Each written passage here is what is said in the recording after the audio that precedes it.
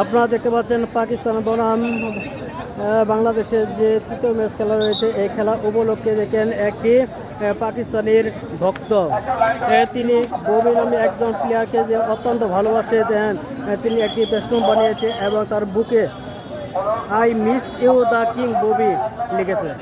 দেখেন শুধু তাই নয়, তার পিঠের পাশেও ববি লিখেছে। দেখেন কত সুন্দর দেখা যাচ্ছে। বাবর আজম, বাবর আজম তো নেই। বাবর আজম তো বাংলাদেশের হয়ে বাবর আজমকে মিস করতেছেন। বাংলাদেশে তো অনেক প্লেয়ার রয়েছে, তাদেরকে তো মিস করতে পারতেন। যাদের পার্সোনালি একটা প্রফেশনাল একটা পছন্দ আছে, বাবর আজম পছন্দ। আর বাংলাদেশের তামিম ইকবাল। তামিম ইকবালও নেই, বাবর আজমও নেই আজকে জাতীয় দলে। তো খেলা দেখতে আসলেন, কোন প্লেয়ারে মানে আজকে ভালো করবে মনে হয় বাংলাদেশে? এইভাবে আসছে সবসময় কি না তো ভালোবাসা কেন আপনার?